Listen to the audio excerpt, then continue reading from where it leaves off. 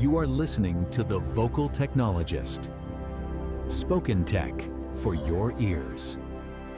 You know, when you first get a car with advanced GPS and lane assist, there is this immediate temptation to just turn your brain off. Oh, totally. You just think, great, the machine is doing the driving for me now. Right. But then, the system suddenly routes you toward a closed road or, I don't know, a construction zone. Or straight toward the edge of a cliff. Exactly. And you realize with this massive shock, the machine actually isn't driving. It just got me to the critical decision point a whole lot faster. Right. I still have to steer. Yes. Welcome to today's deep dive. We are thrilled you are here with us. We have a really curated stack of recent product management and tech strategy newsletters today. Some really fascinating stuff in here. Yeah, and our mission today is to explore this really interesting paradox hidden across all of these choices because, the prevailing narrative right now is that AI is going to do all the work for us. Which is everywhere. Everyone is saying that. Right, but the reality on the ground is completely different. In a world of lightning-fast AI, things like chain judgment, trust, and emotional intelligence are suddenly becoming the most critical skills. And the most scarce skills you can possess. Okay, let's unpack this. So we really have to dismantle this false assumption that AI simply makes work easier. If we look at the insights from product leader Ravi Mehta in our sources, he points out something fundamental about this era. Oh, I loved his take on this. Yeah, it's brilliant. He says AI doesn't actually make your job easier. It just speeds up the execution. Which sounds great on paper, right? Sure. Until you realize that because execution is suddenly so fast, teams are just slamming into the hardest parts of their jobs much sooner than they used to. Oh, right, because generating the output, writing the code or drafting the marketing copy, that used to take weeks. Exactly. And now it takes seconds. Saying yes to a new feature idea is incredibly cheap. Which fundamentally shifts where the bottleneck is. Exactly. It used to be all about prioritization. Teams would spend weeks debating how to sequence work over the next 6 months. Because engineering time was just the ultimate scarce resource. Right. But now, the bottleneck is human curation. The constraint is deciding what to actually build in the first place. And crucially, proving that it actually worked after you ship it. Oh, yes. The heavy lifting is now entirely in the realm of judgment, customer obsession, and finding evidence. It really makes me think of giving a home cook a commercial-grade food processor. Oh, that's a great way to look at it. Right, like it chops 20 pounds of vegetables in 1 second. Amazing.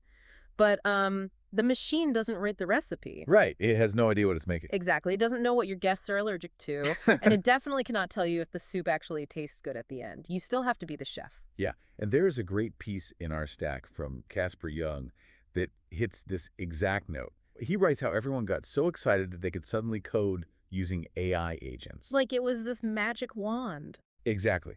And they completely missed the point. Because the real constraint on product success was never the coding part. Wow. So what is it? The real constraint is discovery, deciding what needs to exist in the first place. And that realization really forces organizations to ask better questions, doesn't it? It absolutely does. Another source by Diego Pereira emphasizes that since AI makes building so much faster, the focus absolutely has to shift to value creation. Because just building stuff isn't enough anymore. Right. The questions that matter now are much harder to answer. Like, is this product genuinely hard to copy? Or did we just, wrap an OpenAI API? Which everyone is doing right now. Right.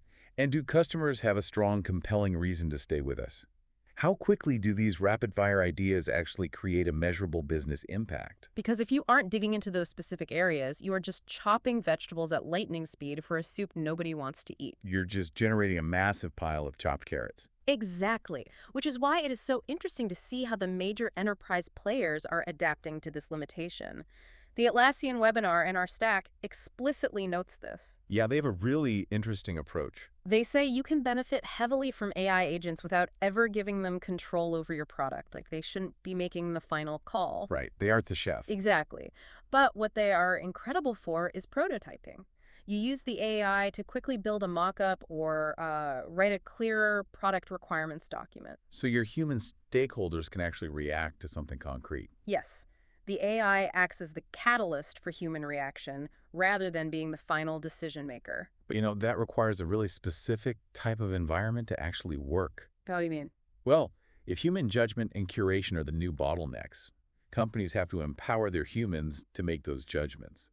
But Elena Verna's piece on AI strategy highlights a massive roadblock here. Okay, what's the roadblock? She argues that your AI strategy doesn't have a tooling problem, it actually has a trust problem. Oh, wow. A trust problem. Yeah. If a company's culture is inherently slow, like if it limits access, restricts autonomy, and bottlenecks every decision through endless committee approvals, throwing AI tools at it, won't fix a single thing. So you can't just mandate AI from the top down. Exactly. Mandating AI use simply fails in those environments. Because you can't put a rocket engine on a bicycle that is, chained to a fence. That is perfectly said. Yeah. The true competitive advantage comes from giving trusted, high-context employees the agency to just move fast. Right, to make decisions and learn quickly. You have to trust the human if you actually want to extract value out of the AI. Exactly. And another piece from John Cutler echoes this perfectly. He notes that companies actively undermine their own AI adoption by turning it into an administrative mandate. Instead of actually fostering the trust and autonomy, people need to explore these tools effectively. Right. We are seeing a real tension here between what companies say they want and how they actually operate. They want the speed of AI, but they just refuse to let go of legacy control mechanisms. Wait, let's look at the environment we are putting these humans in, though, because there is a massive contradiction happening here. Oh, for sure. I am looking at a source from Andreessen Horowitz, A16s. It points out that AI is making workplace recording the default. They call it a living context layer. Right, the living context layer. Every meeting, every chat, every shared document is recorded, transcribed, and parsed by AI. So on one hand, we are saying we need deep trust and total autonomy for employees to move fast. Yeah. But how do you cultivate trust when every single word you say at work is being transcribed and analyzed by an algorithm? It's a huge contradiction. It forces a massive governance challenge. Hmm. The A16's piece does acknowledge this tension, thankfully. I mean, it must boost productivity, right? Oh, undeniably. It gives Yeah. incredible visibility into what is happening across an organization. It prevents siloed information. But companies now have to navigate really complex privacy issues, heightened legal risks, and, honestly, the potential death of candor. The death of candor, that is a terrifying phrase. It is. If employees feel that every brainstorming session could be audited by an AI for compliance or pulled up in a performance review next year, they will absolutely stop taking risks. They will stop floating bad ideas. And, floating bad ideas is often the necessary stepping stone to finding the brilliant ones. Completely. If you are listening to this and looking at your own company, you might be feeling this exact pressure. You are expected to be bold and autonomous, but you are performing under this intense digital microscope. Exactly. And the organizations that actually win will be the ones who figure out how to use this living context layer to support their teams. Like identifying where a team is blocked and offering resources. Yes, rather than using it to police their language or track their active hours. Because to survive this high surveillance, high autonomy paradox, the toolkit you need is fundamentally deeply human. Which brings us back to emotional intelligence. Right. Roman Pixler's podcast notes highlight emotional intelligence, or EQ, as the ultimate competitive advantage right now, because AI simply cannot replicate it.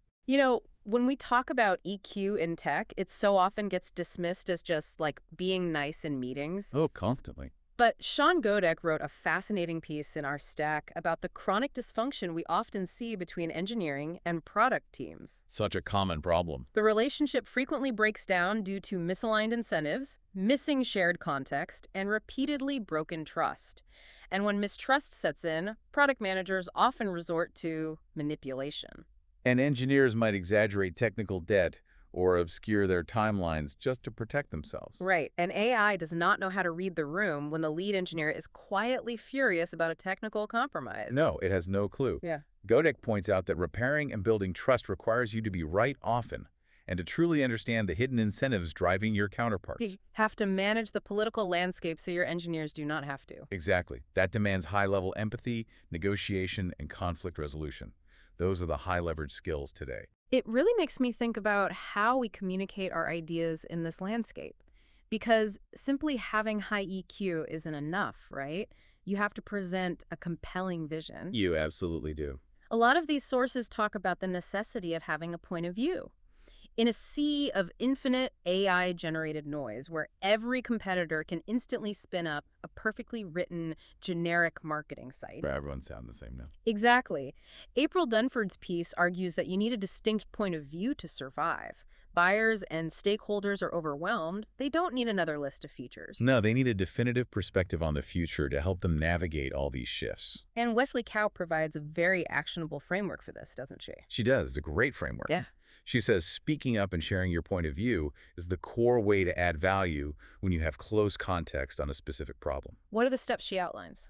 She outlines 3 critical steps. Sure. First, ground your perspective in hard evidence.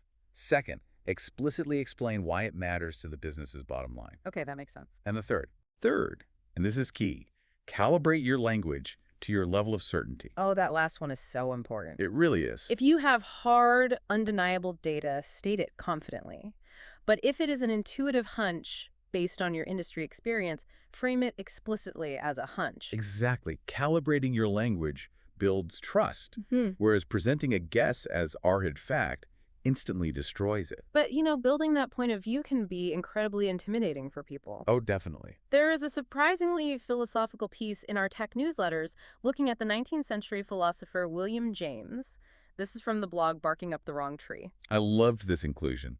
Applying 19th century philosophy to modern AI anxiety is just incredibly relevant. It really is. His quick advice on getting unstuck is that action precedes motivation. Because we often assume we need to feel fully prepared or, perfectly motivated before we start building our perspective. But James argues the exact opposite. You act before you feel ready. He advises protecting your attention, which is harder than ever with endless notifications. Oh, And you simplify your daily mundane decisions so you reserve your energy for the big, high-stakes judgments.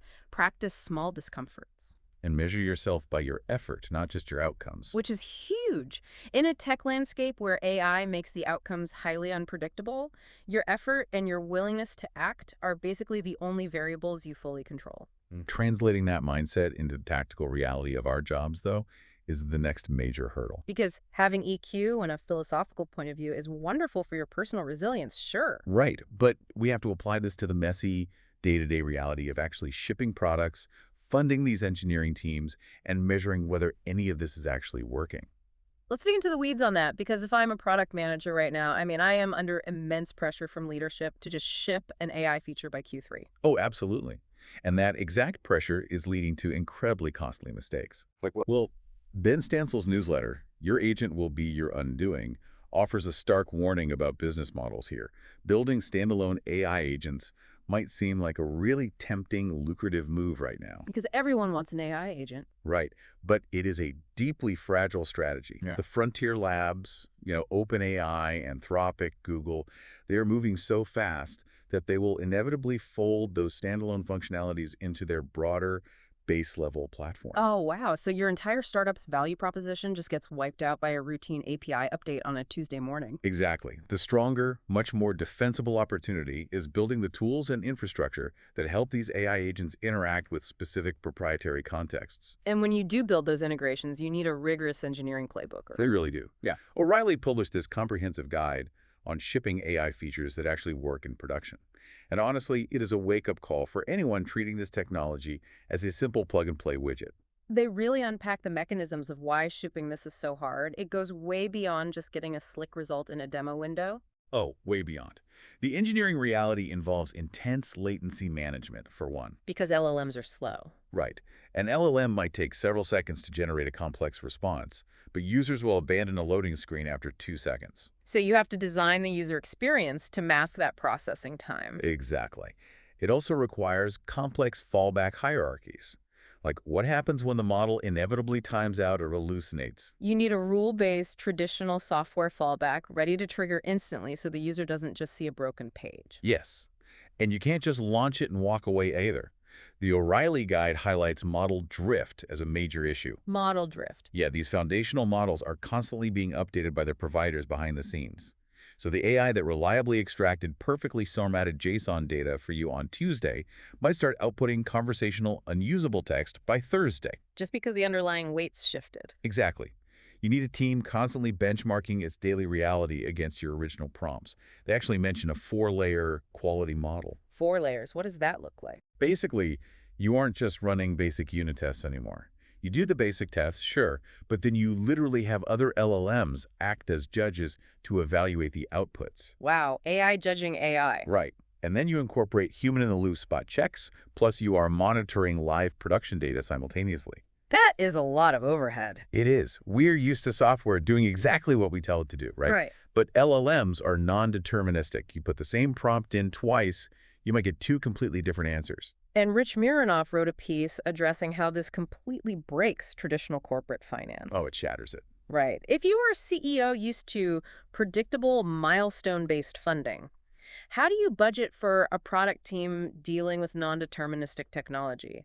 He points out the inevitable failure of one-shot project funding. Right. The old model of, here's $1 million, deliver this exact scope of software in 6 months, and then the project is done. Software, especially AI-driven software, just isn't a building you construct once and walk away from. Real-world requirements evolve the second you launch. Organizations have to adopt budgeting models that support continuous product evolution and maintenance teams, rather than treating software as a one-time capital expense. Which brings up the challenge of measuring success. Jenny Wanger addresses this in her article on what she tells CEOs who demand a simple product team scorecard. I love her response to this. It's so honest. Her answer is that product management fundamentally resists simple metrics. There is no universal dashboard or single number that tells a CEO if a team is healthy. None. Instead, she recommends using structured discussion prompts across 4 different lenses. What are the lenses? Instead of asking for a single efficiency metric, leadership needs to use these lenses to ask prompts about customer impact, business alignment, team velocity, and technical health. So you have to actually sit down and talk to people to understand the complex reality of the work. Exactly, rather than just hiding behind a spreadsheet. There is a really beautiful irony in this entire stack of sources, by the way. Oh yeah, what's that? Amidst all this cutting-edge talk of neural networks and non-deterministic LLMs and living context layers, one of the most effective tools recommended for managing this complexity is a physical board. Oh, the atomic object article. Yes. Right. They highlight the massive value of in-person physical backlog management tools. Literal sticky notes on a physical wall in an office. It's amazing.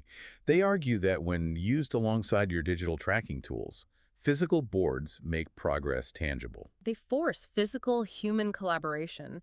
You can stand next to a coworker, point at a specific card, and have a high bandwidth conversation. It improves shared context and team morale. It acts as the ultimate tactile anchor in a completely virtual AI-driven workflow. We still deeply need things we can just point at in a room together. We do. And physical collaboration is essential when you are navigating the larger strategic challenges, like product positioning and cannibalization. We have a fascinating block of insights here, detailing how customer behavior is fragmenting, too. Right. Akash Gupta wrote a deep dive, noting that beautifully built products fail constantly because buyers simply cannot understand who the product is for. Or what specific problem it solves and why it beats the alternatives. Customers aren't waiting for a perfect all-in-one solution from a single vendor anymore. Not at all. The data from Marqeta regarding the credit industry illustrates this perfectly. They found that 34% of small-medium businesses are already moving between different credit products as their business evolves. It's a huge shift. And nearly half of younger consumers and 82% of SMBs want flexible credentials. 64% want a clear path from entry-level to advanced products. They're just assembling their own portfolio of tools and orchestrating it themselves. Exactly. So your positioning has to support that fragmented reality. And sometimes serving that reality means dismantling your own legacy products. The Product Coalition piece contrasts Kodak and Apple to illustrate this really well. Oh, the Kodak example is classic. Right. Kodak hesitated to pivot from film to digital because they were terrified of destroying their highly profitable film business. Contrast that with Apple's strategy with the iPhone. Where they intentionally cannibalized the massive success of the iPod to build the smartphone. Exactly. If you are going to survive, you need a coherent plan for cannibalization. You need reverse roadmaps and clear retirement plans for old features, so you aren't just duct taping new AI features onto legacy monolithic software and confusing your customers. And to execute on all of this, to do the hard technical infrastructure work, the precise positioning, and the intentional cannibalization, You need a very specific organizational structure. Like what Meta is doing, the Uncommon Executive Newsletter looks at how Meta sets up what they call super IC teams, or super individual contributor teams. I found this fascinating. Right. They take their absolute best engineers, designers, and builders and let them just build. They don't force their most talented creators to become middle managers just to get a promotion. Which is how it should be. These squads are built to tackle massive, ambiguous problems without all the overhead of traditional reporting structures. But the piece does warn that these teams only succeed if they have three things in place. What are they? First, massive executive support to clear roadblocks. Second, a clear business-backed problem to solve. And third, an early plan for how to scale their localized innovations back into the broader organization. Right. You can't just isolate your best people in a lab. You have to integrate their work into the company's DNA. Exactly. So if we take a step back and look at this entire stack of insights, the narrative arc is incredibly clear. Very clear. AI is not here to do your job. It is here to strip away the easy parts, the repetitive execution, the drafting, and by accelerating us past the easy parts, it forces us to step up and do the truly hard parts. It demands that we exercise high-level judgment. It requires building a corporate culture of deep trust so high-context employees can actually move fast without fear of surveillance. And it means developing the emotional intelligence to navigate complex team dysfunctions when the code is practically writing itself. Exactly. And it requires forging a definitive, evidence-based point of view in a market that is just absolutely drowning in noise. So it's a profound shift in what it means to be a valuable professional right now. It really is. But, this raises an important question to leave you with today. Let's hear it. We have established today that human judgment, empathy, and emotional intelligence are the ultimate bottlenecks. They're the lines that AI currently cannot cross. Right. But as these frontier AI models become more sophisticated, as they begin to evaluate their own outputs, benchmark their own reasoning, and even simulate deep empathy in their interactions, Yeah. are we entirely sure that judgment is a permanently human trait? Or is it simply the next frontier that AI is preparing to conquer? Wow. If the GPS learns to evaluate its own routes and decide where it actually wants to go, are we still driving? It is definitely something for you to mull over. Thank you for joining us on this deep dive. And remember, as William James advised, do not wait until you have it all figured out. Take action before you feel ready. We will see you next time. Spoken Tech, for your ears.